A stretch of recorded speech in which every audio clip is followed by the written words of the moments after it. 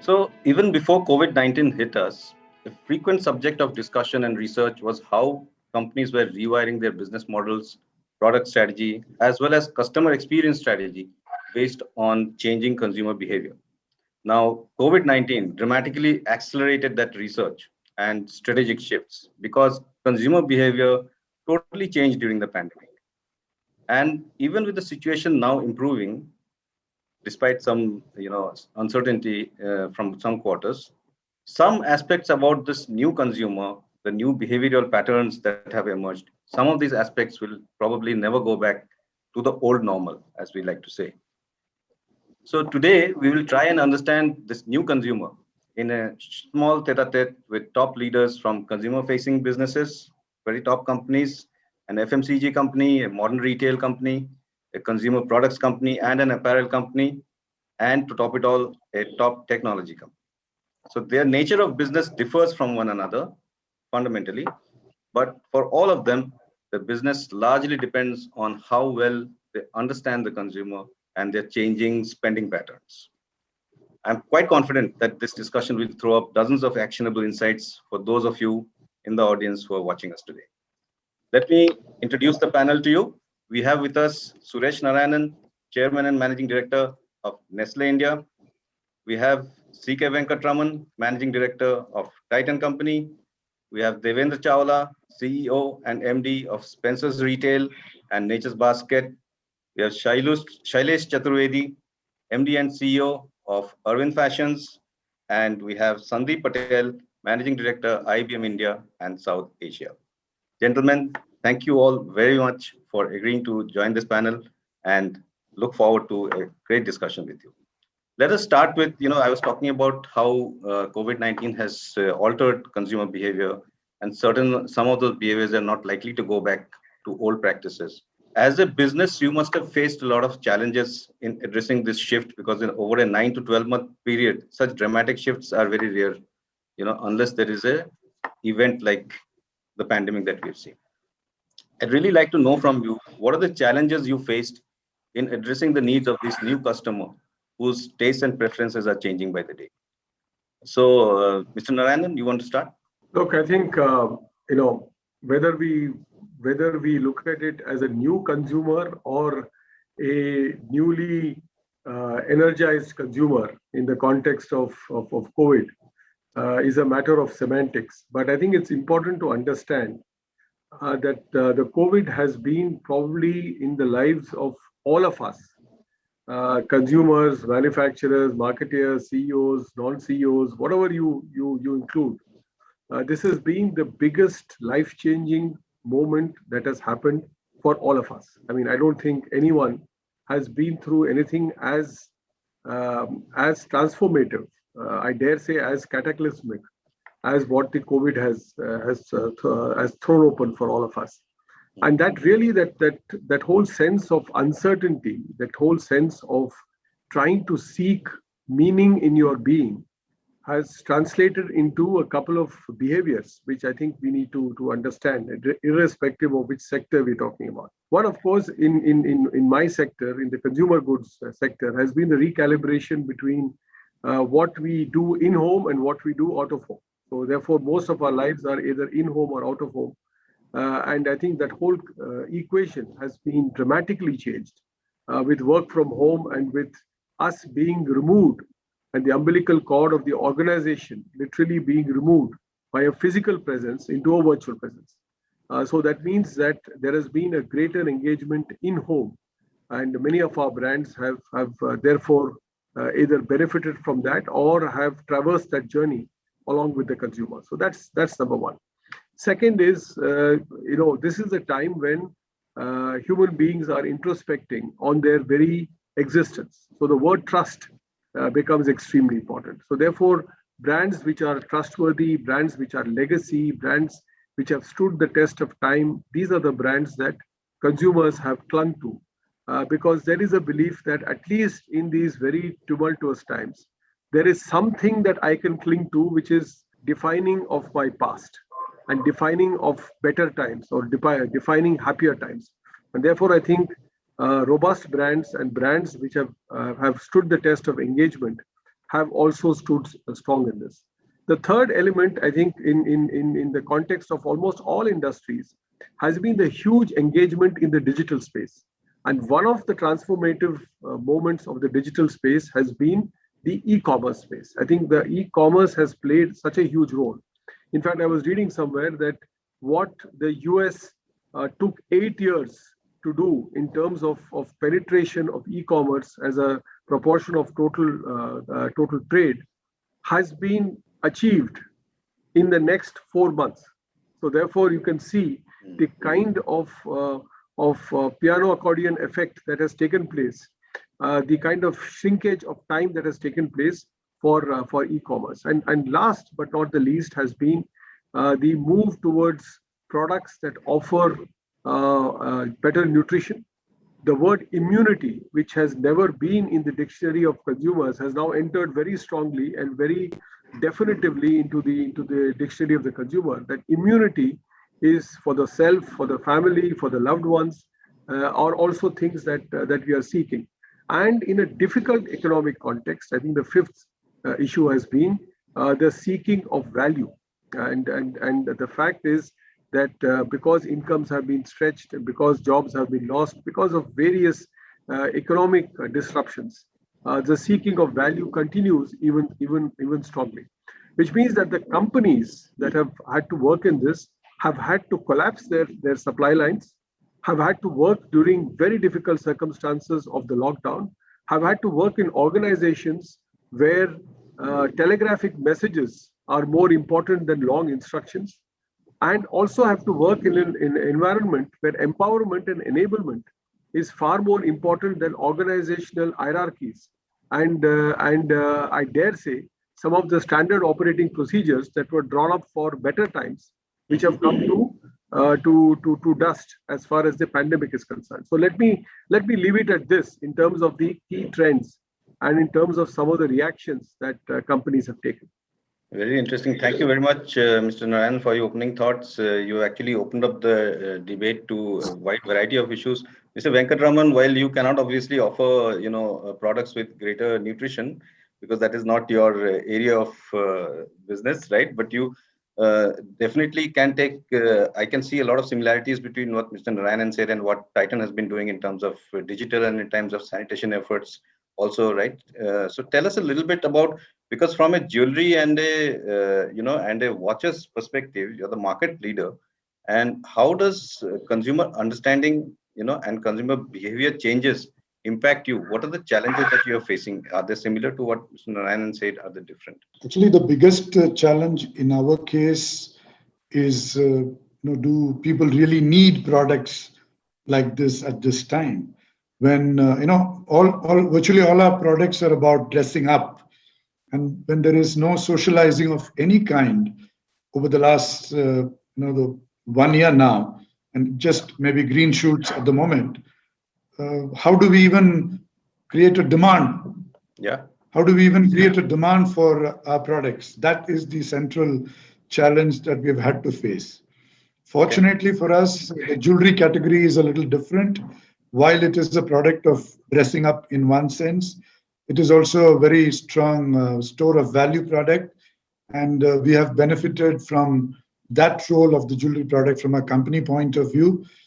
And even the absence of international travel, even significant domestic travel, has meant that some of that expenditure has come in the jewelry industry direction.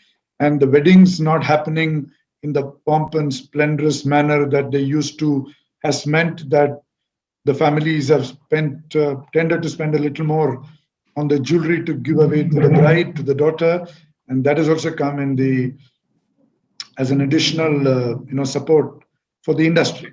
So because the company in our case is more than 75% jewelry, we've had the benefit of that, and therefore our recovery has been better than other discretionary product companies. But even in 21, and with what is happening at the moment on COVID, the rise in the cases and the growing anxiety so we are sort of, geared towards a more challenging, equally challenging 2021 as well. And it would require a lot of innovation, because the go-to market is frankly a reasonably simple thing. I think everyone is geared around the digital home delivery, appointment shopping, video demonstration. All those are, taken a leapfrogging, like Mr. Narayanan said. What happened took many years in the US has happened in 1 year in India, yes. But that is provided people have a need for the product. If people don't even need for the product, online or Omni or whatever is not really going to help. Therefore, the challenge for companies like ours, companies like Arvind, is going to be how do we create the demand, or how do we get people to see other ways? For example, one of the things that the apparel companies were doing was all this above the keyboard dressing. So when everybody is working from home, can we now create a demand for above the keyboard dressing, so that even if you're not buying a formal shirt, maybe you're buying an expensive t-shirt. So I remember that even by middle of 20, the key t-shirt, expensive t-shirt demand was like galloping. So can we push it like that? So even we are looking at, can we create jewelry which is for what you wear at home while doing a Zoom call? Or can we get the spouses to appreciate their other halves, whether husbands or wives, for all the hard work they're putting at home, and therefore gifting them watches and jewelry and sunglasses and perfumes and saris, even while they're sitting at home, and thereby create a gifting demand to a little bit compensate for the own demand. So that the demand side is where the challenge is really sitting. Is demand going to be helped by things like the reduction in the import duty of gold that the government announced during the budget? Do you see any discernible change in demand because of initiatives like that? I'm not too sure about that, because finally the price of gold keeps going up or down, and that in a way defines demand. Now this price has come down as a result of customs duty, yes, but to that extent, it's more likely to play out on the suppression of smuggling, right? Perhaps rather than the increase in the demand, because the net effect is only 2.5%. And that is something that has happened even a couple of months back by itself, where the dollar price of gold drops, it has dropped even before this happened. Right. So absolutely, I'm not too sure about that. Okay. And above the keyboard dressing, and Shailesh, I'd really like to, take that question to you. Is there a trend like that? Challenges you face in understanding the new consumer, and trends that you've seen, like CKV was saying, above the keyboard dressing. There's this trend. I have not heard that term before, so it's a new thing for me. Maybe you can just elaborate on that a bit. No, I mean, CK Venkataraman very aptly put the keyboard dressing, and that's a reality, and I'll come to it. But let me just say, exactly a year back, when the lockdown was starting, all our stores got shut down, right? I mean, we had all malls shut, all department stores shut, all our own high street stores shut. And, we were challenged like on the delivery side. I mean, in our business, there is a demand. A kid grows his size, right? Sitting at home, work from home, he needs a new size, or people want an open footwear. So the demand doesn't collapse fully like some other social interaction, but demand continues. But we had no delivery point. We just couldn't reach out to the consumers in the way we were used to traditionally. And so we had this whole challenge. How do we service? And we saw, one great thing about India is that we're still a family. And I think I want to bring to this whole issue of emotions. And we saw whenever there was a festival, there was a family gathering, people came forward to shop. And I saw this in July when there's Eid and Rakhi, both festival happened at the same weekend. Our offline sales also picked up during peak of COVID. Remember, September, October, the COVID was peaking, and still in July, we saw people go back to the malls and stores and shop. And then Puja happened and Diwali happened. So emotions have really helped us, where people have actually come out gusto and said that we'll still shop for fashion and social interaction. Coming to the work from home dressing or a keyboard dressing, it's a reality. And India is a very large IT crowd, and a lot of good multinational IT companies have decided to sort of work from home for a longer period, not a short term, but a medium term. And they've given a commitment saying that in next 2 years, they will reduce office spaces, etc. That opens up the door for dressing them differently. So what happens is that there was a trend of athleisure. There's always a trend of casualization, relaxed wear. People want to, with the given kind of travel we have in our lives, and the way we move around, people want to dress a little more comfortably and, more conveniently. And this COVID pandemic has actually accentuated that move.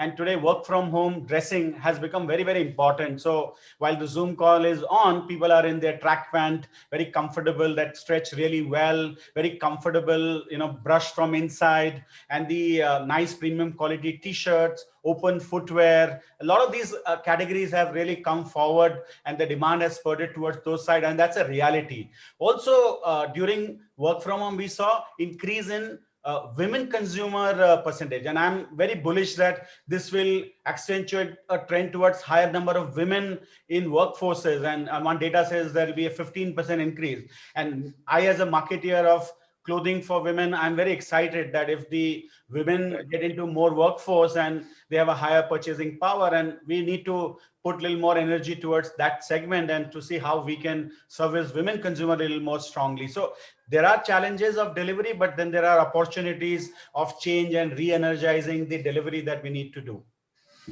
Right, great. And now I'll come to DC.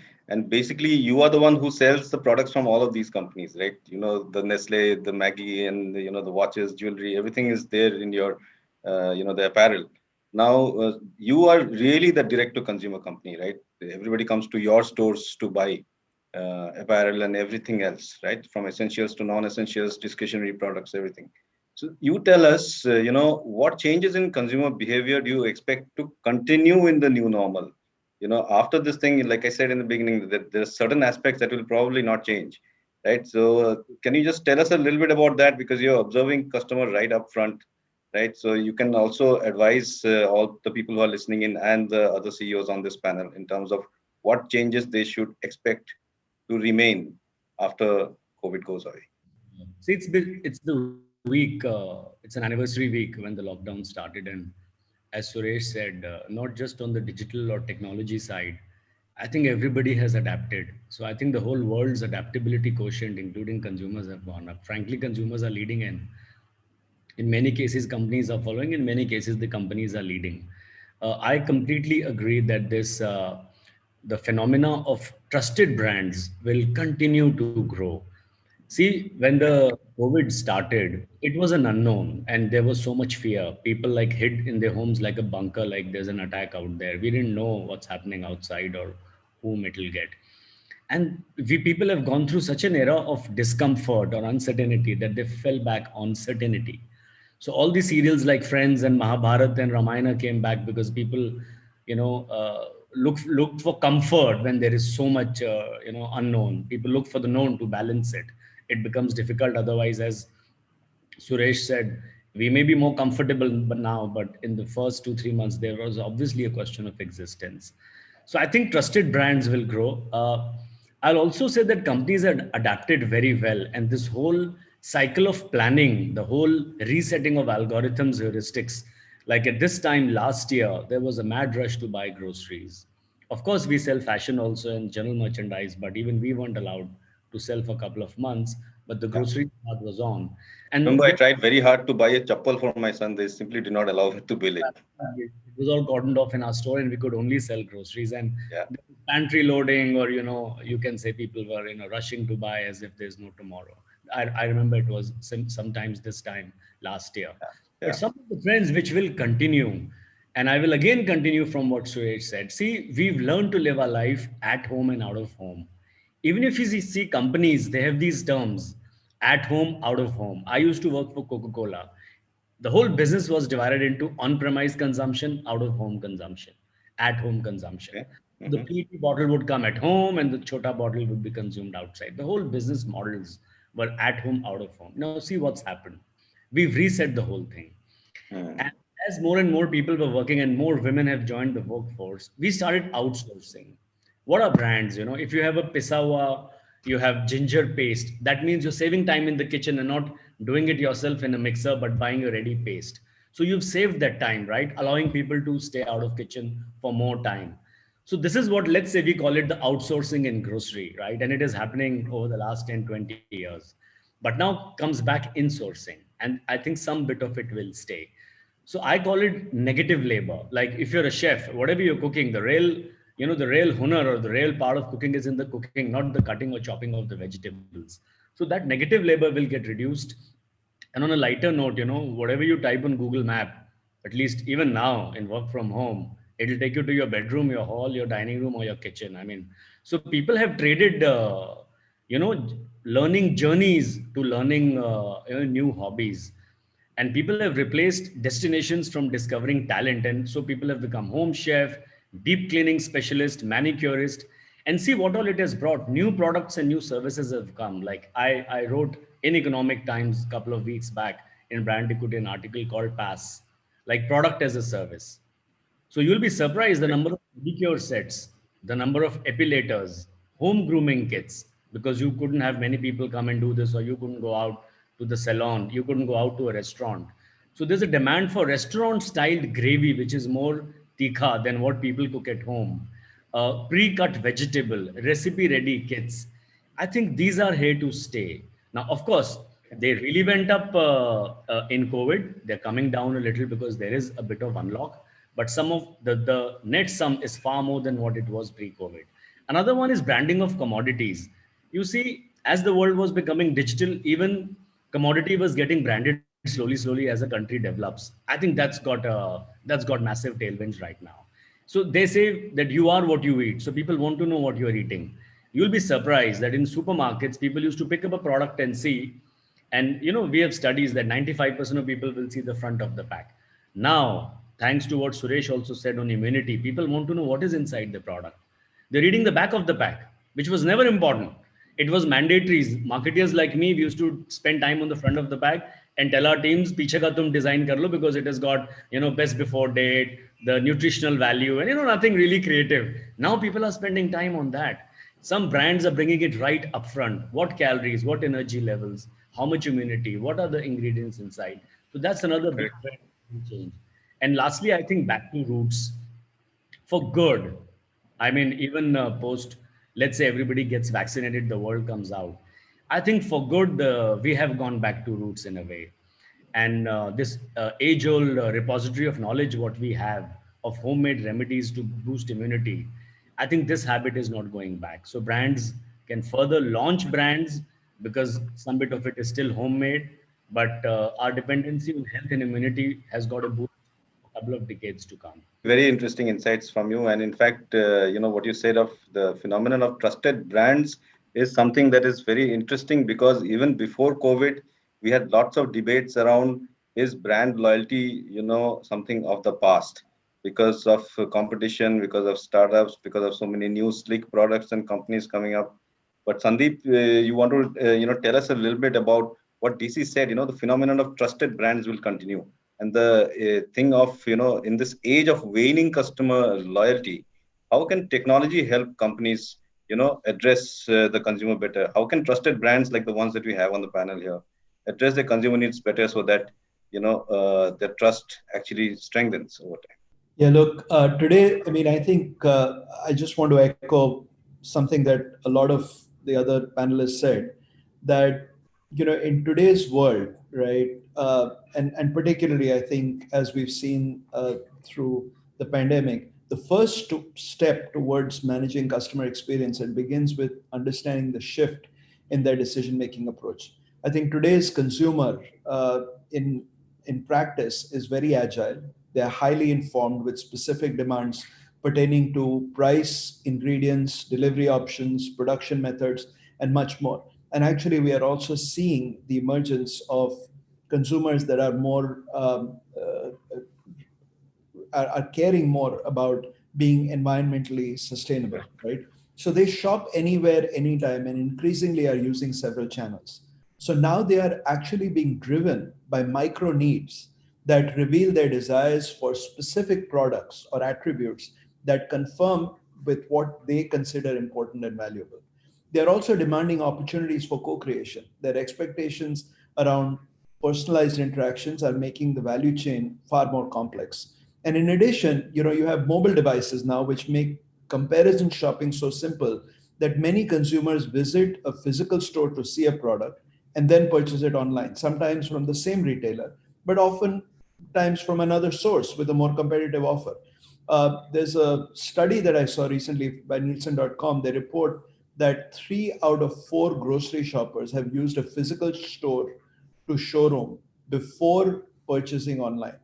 And this has led to an incremental pressure on offline sellers. So now, actually, what is important from a technology standpoint, and clearly technology, I keep maintaining that technology in the pandemic and post-pandemic era has become the sutradhar that is actually keeping all of us connected and relevant. So a combination of artificial reality, data, artificial intelligence working in tandem to enrich the in-store experience can really keep shoppers in the store. AI-powered AR can assist sales associates to help or even become a consumer's personal shopping assistant, for example, offering information such as features, ratings, or ingredients, and special incentives to help close the sale. An important lesson that I think all organizations must learn in the face of such consumerism is that customers everywhere expect compelling, engaging shopping experiences, regardless of touch point, regardless of channel. So, service providers must look at providing user enabled experiences, whether in a physical store or on a customer's preferred device. And there are organizations who are doing that. So, I'll give you 2 quick examples, right? One is in the B2B2C space. So Emerald Jewelry, they are the large jewelry manufacturers that are predominantly in the B2B space, right? And they recently launched Tej, a mobile app, a first of its kind, artificial intelligence in the wake of COVID-19 pandemic in April last year.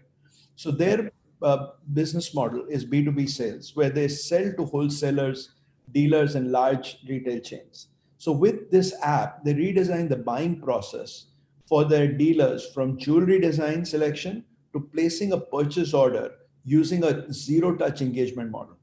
So one of the strategies to keep customers engaged, particularly online customers, is to think about what are some of the peripheral needs that must be aligned to core offerings designed for the customer. And this is something which, for example, State Bank of India does with the YONO banking portal, which is an online, it's primarily for online banking, but now they are creating an integrated financial virtual marketplace that has even non-State Bank of India products and offerings. And their aim is to create a one-stop shop for consumers. And this is something that companies, I think, should be thinking about. Greater emphasis to be laid on aligning services to the customer lifecycle to drive a level of stickiness and strong brand differentiator. I think in many respects, customer experience, which can be enhanced through technology, is more than a vision now. It defines your brand and it is a guide for doing business, and employees must be armed to bring it to life. So this whole notion of customer experience, thinking about it as a brand, is, I think, one very critical point that people need to think about. 2 others. One, customer experiences come from great enterprise experiences. So an organization's ideal customer experience will become a reality when everyone across the enterprise has adopted a customer-centric mindset. From executives to employees to ecosystem partners, they all must be empowered with the technologies, tools, data insights, and processes they need. And the last one, the third one, is empathy is key to unlocking customer centricity. An organization can become authentically much more customer centric when it shifts to a corporate culture that prioritizes the needs of the customers and employees as much as its business objectives. A more environmentally, responsible, for example. So a recent IBM Institute of Business Value study that we did found that nearly 80% of consumers indicate sustainability is important to them, and 60% are willing to change their shopping habits to reduce environmental impact. So in this world, right, where people are becoming a lot more environmentally conscious, they are, obviously becoming omni-channel based in terms of how they, and they have needs that are continuing to evolve. Systems that support contextual, real-time customer insights, experiences, and engagement, that will become, central and essential assets for anyone in this industry. Yeah, very interesting. And in fact, I remember a case study from the London Business School that I had edited and read about 3 years ago, of course, much before COVID. And DC, you'll relate to it, about Tesco in South Korea, where they ran this pilot where they had these barcodes, just the photographs of products up on the subways, in the metro subways, right? And people would just on their way home, because South Koreans are very, very busy people, and they have very little time to go home and cook. So they would just order on in the subway on the way home, and the product would be delivered to their home before they reached. So interesting models there in terms of delivering customer experience. So you've opened up this debate now on customer experience. I'd really like to take that now, after we have spoken about the changing consumer behavior and all. How do we deliver a better consumer experience, right from acquisition, retention, and driving loyalty? It's a long life cycle, and the pandemic has, sort of disturbed that a little bit. But I'd just like to open that up to the panel in terms of, what are the new innovative ways by which companies can approach customer experience management. I was thinking from a fashion point of view, one simple point, and I'm sure in the panel there'll be many more interesting ideas. I'll just take one point is one view of inventory. So in fashion industry, we had our own stores, we had department store, shop and shop. We were selling online through the websites. Now with the online portals like Mintras and Ajio and Amazon, and consumer often in the past got different experience of the inventory of the stock, and they saw different things in different places. And in this technology driven re-energized world, what we are seeing is that we are working towards a one view of inventory, that whether you go to Mintra or you go to Shopper Stop or you go to a mall, to a US Polo mono brand store, our attempt is to make sure that you get a very similar view of an inventory. So it's a one view of the inventory across, so that the shopping experience is better and consumer trust that I'll get the same thing wherever I go. It doesn't have to use the brain to decide where will he get a better assortment, and it doesn't have to use his own algo to decide. Whenever you go, you'll get the large river or a pool of inventory, and the whole inventory, wherever it's present, it's available on your screen or on your mobile or in the store on an iPad, etc. So that's a big leap in terms of the experience and the delivery in my industry. Over to the other panelists. No, I just want to add a couple of points. I think Sandip talked about a very important issue in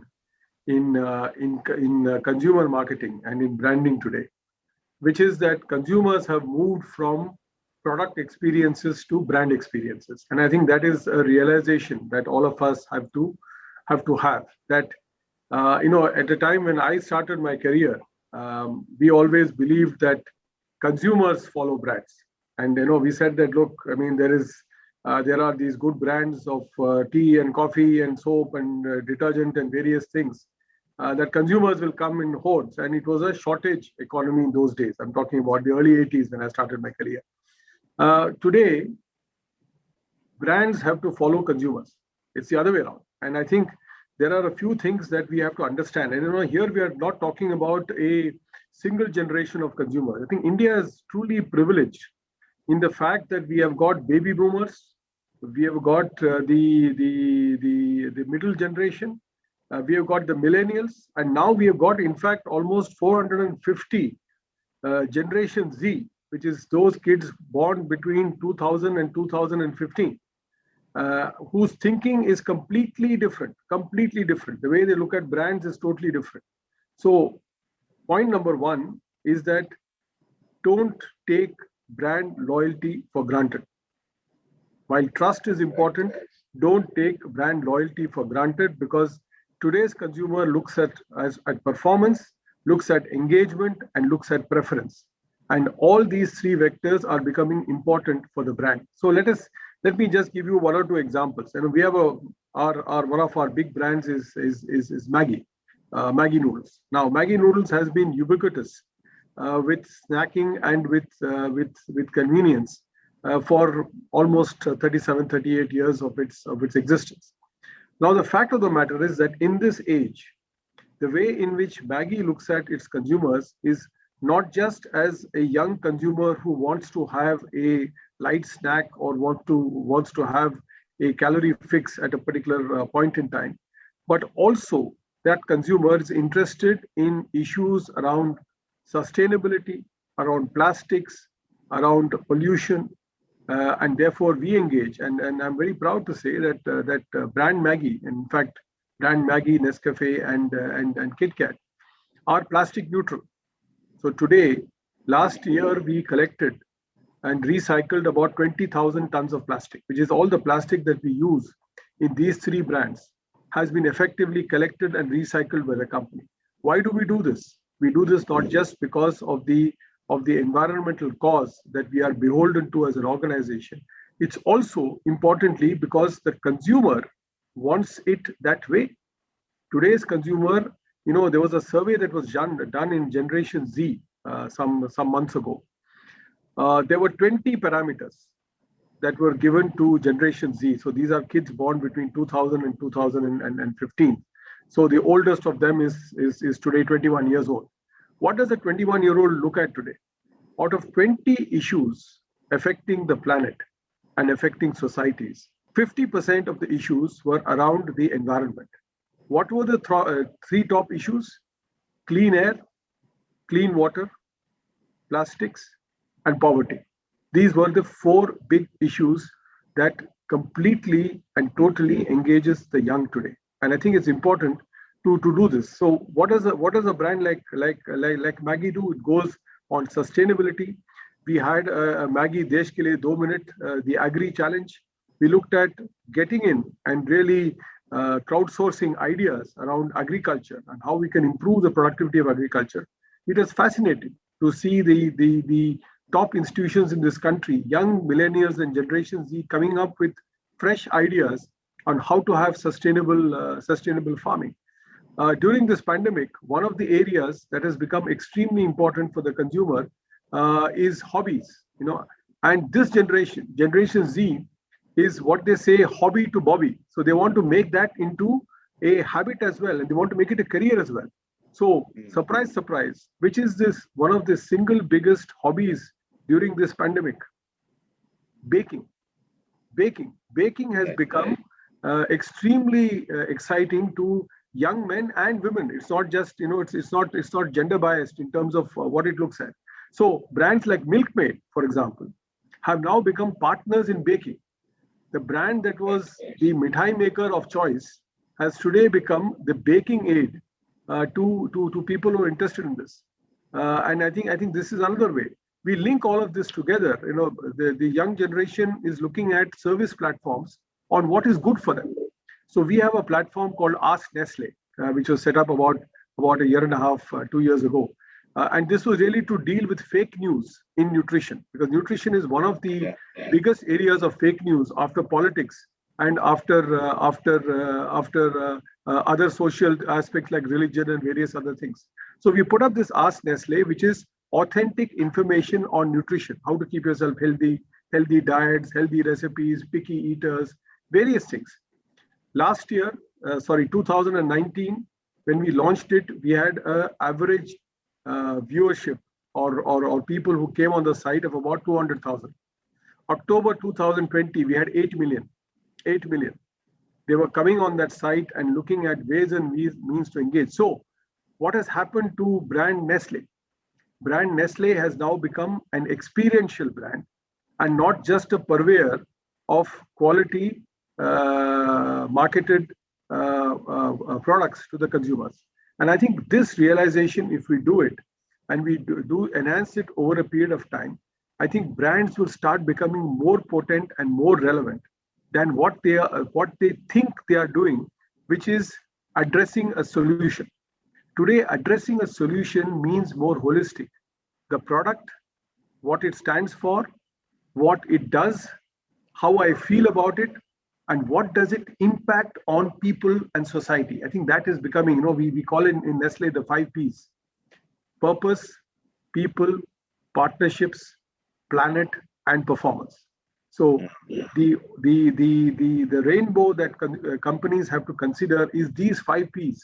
And there are glorious examples here. I mean, if you look at Venkataraman's company, Titan is a classic example of how a company was set up in a small part of the region of the country and has blossomed into creating so many artisans and so many people who are benefiting from this. I think the larger footprint that the company creates, and companies like mine or companies like DC's also create this footprint, which is much bigger. I mean, the Maggie footprint runs into millions of people in this country, and that is the custodianship that I have as the head of the company to protect and to maintain over a period of time. In fact, CKV, you had a point to make, but before you say it, Mr. Narayanan, one of the very popular things among many hill stations, and I've gone to 2 hill stations in the past 3 months, is a Maggie Point, right? Yes. Whenever you are going towards the peak of a hill, or you're going through the hill, there's a Maggie Point where actually Yes. it's a viewpoint where you can see a very nice scenery, and you also can partake of some Maggie over there. Just this morning, somebody sent me a picture of a shikhara in Dal Lake that emblazons the board Maggie and pasta. Absolutely. So, I was, in fact, Kashmir was one of the places I went to in February, and I saw Maggie everywhere. CKV, you had a point to make before Suresh came in. 2 things we did right through the year, and we will continue doing the second one. The first one was, Sandip mentioned the word empathy. Mm-hmm. So we have a 18 million plus loyalty program base where we know the customers directly as a person. So all our 15,000 plus sales staff reached out to millions of customers in April and May and did what we called an empathy calling. So it was just to check on their welfare, their well-being, and to reassure them that we were there. It was not at all a sales pitch of any kind. There was a huge goodwill that was generated as a result of that. The second was, after lockdown lifted, the single biggest thing that we continue to focus on is safety. I must say that we would be the gold standard in the retailing industry when it comes to safety. And there has been so much of emphasis in all our formats on safety. Continues today, relentless it is. And we've had a huge recognition of this by hundreds of thousands of our own customers, a lot of testimonials from our customers, and they keep coming back because of the safe environment in which we conduct our operations, including appointment shopping, video demonstrated, video assisted shopping and all that. And that has been a big contributor to our recovery. We have recovered far better than what a kind of company that we are supposed to recover. And apart from other things, this entire safety focus has been at the heart of our recovery. And 2021 will continue to be that, because we don't see this problem going away, at least not till end of 21. Yes, indeed, which is quite unfortunate actually, because now the cases are spiking and there might be lockdowns, coming back in 1 or 2 places. And, to come to you, DC, basically what Shailesh was also talking about is, having a single view of inventory, right, across channels, which is in your parlance, it's the omnichannel strategy, right, where you're there everywhere and you have a common dashboard, you have a view that the consumer gets, which is consistent no matter which platform or which media that person uses to access you, right? So tell us a little bit about the adoption of omnichannel strategy for businesses and evolving with the evolving need of consumers, and what should organizations do to address this? Yeah, Alokesh. So I think Sandip alluded to what we call in retail showrooming, that people see the product or discover it in one channel and buy it in another. Yeah. You see conversations of physical, offline, online. I think they will wane over a period of time. I remember 15 years back when I joined retail from FMCG. The conversation used to be Kirana versus modern retail. Then it became modern retail and e-commerce. Then now it's omni-channel. I think it's really simple. If you keep the customer or the consumer at the center of every decision making as an organization, I think life becomes really simple. And that's where like single view of inventory, in fact, single view of the consumer, and allow me to use the term customer because that's what more in vogue. I think the consumer journey is at the heart of the customer experience economics. And I'll give you one simple example, Alokesh. See, no more can any company or a retailer also think offline. You have to only think consumer. And when they want to buy, if they're in a car, they want to order online, we have an app. If they want, when the lockdown started, we were delivering goods right at their home through Uber cars, and we had a contract with them. Today, we have a very large business through the WhatsApp chatbot, which is tech-based. And of course, people, 70, 80% people are still coming to the store. So the point is you have to capture and be where the consumer is and no more think offline, online. And I think truly what the pandemic has done is this omni-channel, and I would separate from multi-channel. Omni-channel would mean a continuous, I think it's a continuous journey for business where you integrate all the habits of consumers on your platform. And sometimes actually it becomes difficult, but that's what everybody has to get used to. Sometimes even integrate through third party platforms to get the real time 360 degrees view of the consumer and identify unique habits. And I'll give you one example. We have 90% consumers phone number who shop at our store, and we have 100% phone numbers of consumers who buy on our app, because it's digital, it's on the app, you know the number. How you marry the two? So let's say Alokesh came to our store. What did he buy? Which items? What pack size? At what time of the day? And when Alokesh buy online, what time does he buy? What items? Are they different? What is the relationship? Can you make a pattern? That's where all your heuristics and artificial intelligence comes in. And this is where the single view of the consumer becomes very important. You'll be surprised. I'll give you one example. In digital marketing pre-pandemic, they used to be like mindlessly, like SMSs go out to people to buy. There's something called notification we all have got used to on a mobile phone, right? So if you enable your app notification at a certain time, you'll get a notification, let's say promotion or an offer or some information. Now pre-pandemic, it used to go at a standard time for ease of discussion, let's say 10 a.m. every day to millions of consumers. And there's something called a strike rate. And in India, for an SMS or notification, 1.5 to 2.5% is considered very good, which means if 100 people were sent an SMS and 2% people click and buy, it's considered a successful program. Now, we made cohorts and studied which people are buying what product at what time and is there a pattern to it through AI. And then we started changing this notification timing. So we made a cohort, let's say, of business editors that they only buy in the night when they're working, and women, working women, they buy at this time. Now, we may not know your profession, we don't have the data, but we have a buying pattern. So we made cohorts and started changing the timing of notification, and this 2% jumped to 4%. We are talking doubling of business online. And it cost nothing, practically nothing. Notifications are free. SMS still costs some money. So I think this single view of inventory, I would rather even propagate. One of the missing big pieces in most of the companies is single view of data. I'll tell you as a CEO, we are on SAP. So our base data is common. There's a POS data, there's an app data, it gets married. That becomes the base data on SAP. Whichever you're a supply chain person, marketing person, operation person, store person, whoever you are, the base data comes from that same source of data, right? Here's the magic. Across, and I discussed this with many CEOs and they're all grappling with this. People have their own MIS, this thing called MIS, and reporting structure and reporting reports. Right. So while the data is same, they will all understand the data in their own way of their own function. And they'll come to meetings with different interpretation of the same data. So I think one of the biggest things in digital, and we always talk of AI, is simpler to have all the managers in the company see that same data and have the same understanding of the consumer. And it will only come through single view of data. And that's where internally, I think artificial intelligence, machine learning, big data, predictive analysis, has to come in. We are working furiously on it. And I mean, I can go on and on, but let me leave time for the other panel. Yeah, let me come to Sandip on that, because there's been a lot of talk about digital technologies and data, single view of data, single view of inventory. Sandip, you want to tell us a little bit about what kind of technologies, leaders like those on our panel can look forward to, and just give us some detail on that? Yeah, look, as I said earlier, technologies like, hybrid cloud automation, IoT, artificial intelligence, all can accelerate the transformation and position retailers to emerge smarter, more agile, ready to meet consumer needs. But the point that DC made, I think, is really important.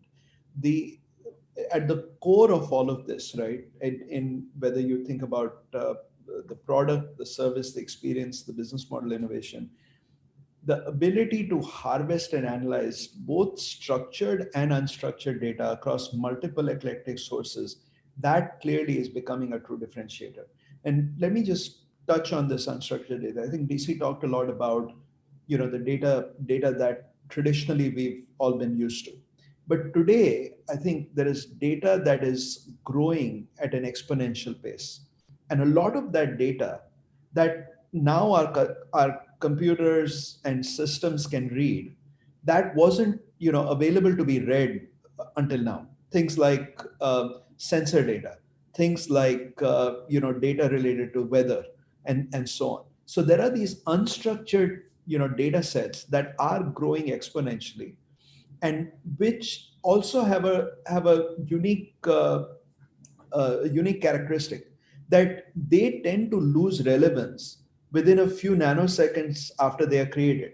So if you want to sort of, sense a consumer preference based on what they are looking at, or even when they're standing in a retail store, if they are, paging through some research that they are trying to do before they make a purchase, some of those data sets are happening instantaneously. And so the ability to create that one version of truth that different parts of the organization can actually look at. Now, those technologies are available. That those technologies are available in terms of how you organize data. As a matter of fact, we have a saying that we use, is there's no AI without IA. So if you don't have an information architecture that is well established, and with the ability to sort of look at that one single view of data that is trusted, that is transparent, that is accessible, and that can be moved across different environments, because in today's world you do have on-premise environments, you have cloud environments, but what's really important is a seamless movement of that data, and having that set of data that you can use as a single version of truth across different organizations, different perspectives that people use. That becomes really important to take good advantage of artificial intelligence. Now, I'll just give you one quick example. L'Oreal, for example, they are heavily using artificial intelligence combined with sensors, laser measurement, cameras, advanced conveyor belts for continuous development of their products to suit. So as they learn about consumer preference, they are using these technologies for ongoing development of their products, so that they can increase the time to market a lot faster.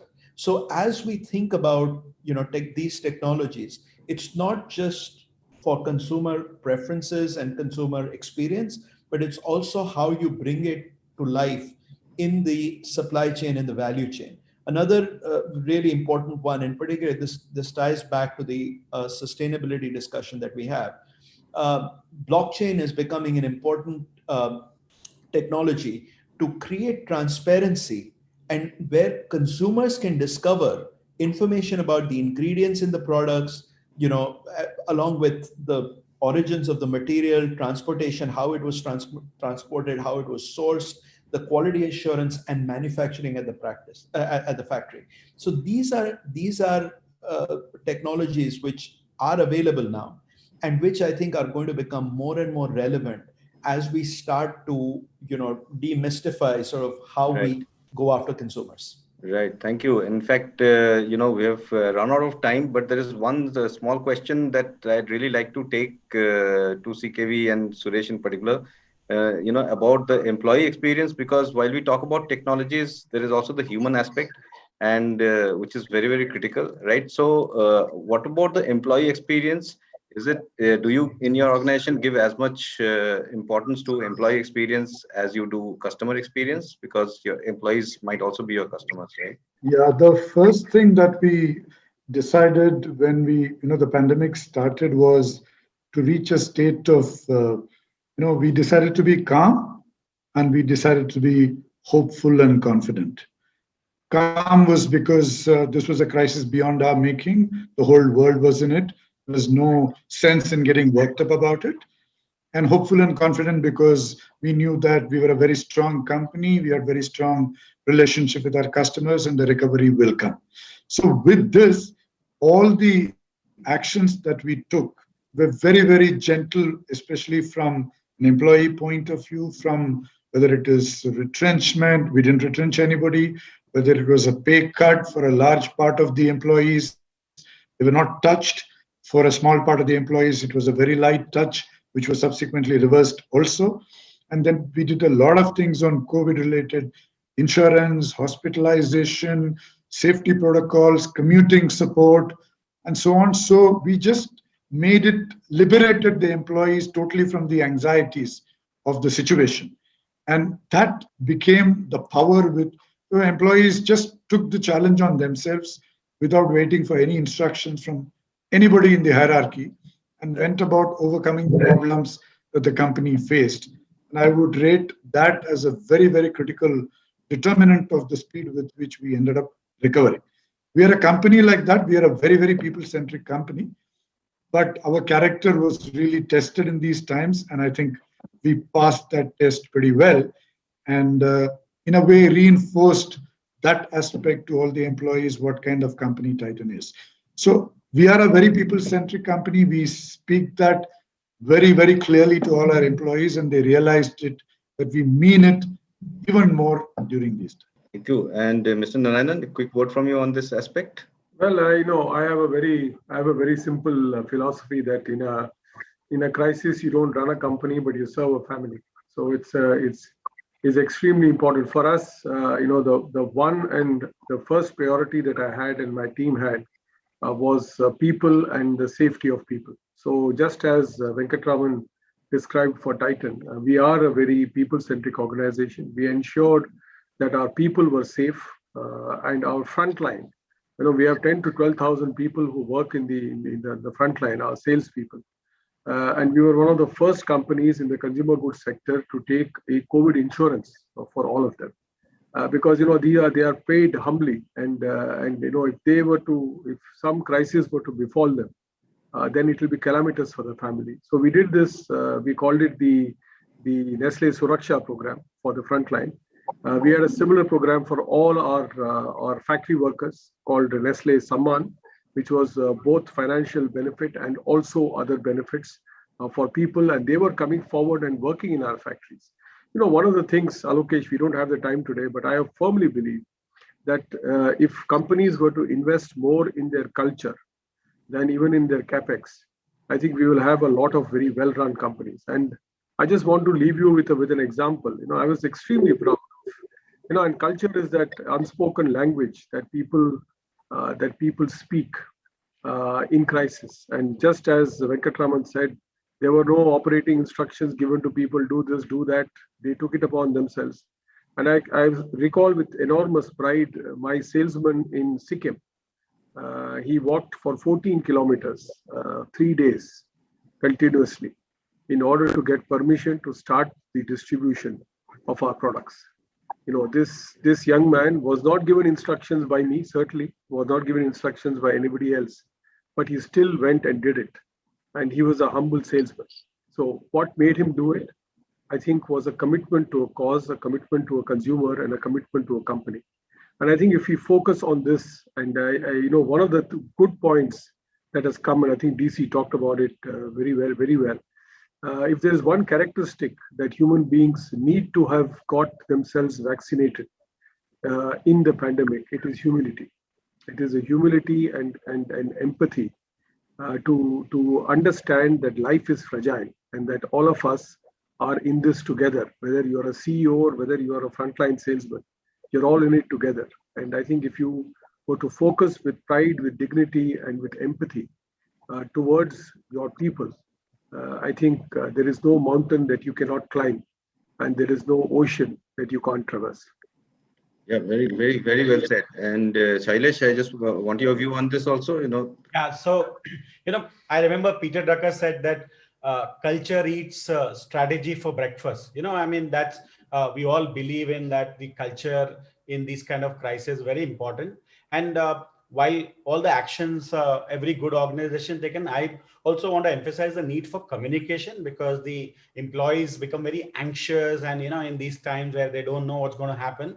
So what we did was we did large rounds of Zoom calls with front end staff, thousands of people, and technology today really helps to reach out to employees in a very efficient way without much of a problem. So during the thick of crisis and pandemic, July, August, we did lots of Zoom call, communicated the seriousness of the task at hand and how we want to sort of move forward, and so to calm the nerves. I mean, that's very important as part of a family to sort of heal, and while a lot of things are out of control, but I think communication became very important part of the culture that time. Right.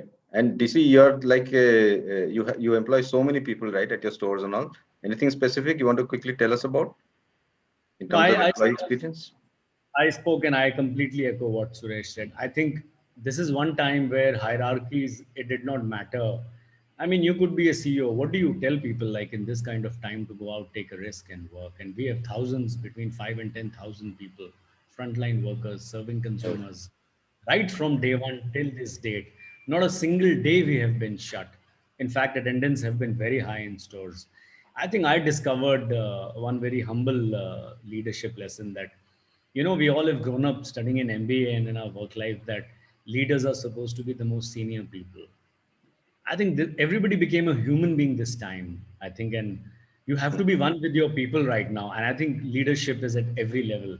Like Suresh, I can give you so many examples on day one. While we were wondering that we need to arrange private cars, taxis, and because public transports were shut, and our like Suresh also said, people are from humble backgrounds, can't afford cars, or most of them don't have motorcycles. How do you bring thousands of such people to the store to serve the consumers? And it sounds very simple right now, but that time there was a mad rush of people buying, so the numbers of people being served were far more than people we had. People walked for miles and miles before even we could make a strategy of how to pick them up and get them to the store. And I remember going to a store after some days and meeting one of them and asking them, what were you thinking? You walked 7 kilometers. You were stopped by police. That time the passes were not there. It was day one. It was a couple of days when e-passes came in. And he said to me something I'll never forget. He said, sir, we are the chosen ones. And ab nahi karenge to kab karenge. We have to serve the society. And all your MBA can go for a toss. You realize that this is larger than who you are. This is larger than I think this is about humanity and value system Right. and culture. I Absolutely. think Sandip, a quick closing comment from you. No, I just echo everything everyone said. I think many such examples. We had one person who I think was doing cycling for multiple miles for 2 weeks to make sure that the essential services that we obviously were in the middle of, IT was an essential service during pandemic, and several other examples like that where they made sure that the client service was not stopped. And so I think humanity surfaced to the fore when all of this happened, and I think people started to become more responsible themselves, and I think you could see a lot of people growing up in the organization almost overnight. Thank you. Thank you very much. In fact, we have run out of time. We'll have to end the panel here. What I really go back with is a sense of inspiration and hope that while we all are leveraging technology in understanding the consumer and doing our best to give the best possible service and improve the trust that our brands have, the fact that we are all humans and we do not cow down in difficult situations is a very strong thread that comes out of this discussion, and it is something that I will really take forward, and I'm hoping that our audience will also take that and in that spirit do the work for their companies also in that inspirational way. Thank you all very much for sparing time and joining us here today. It was wonderful having you all in this discussion.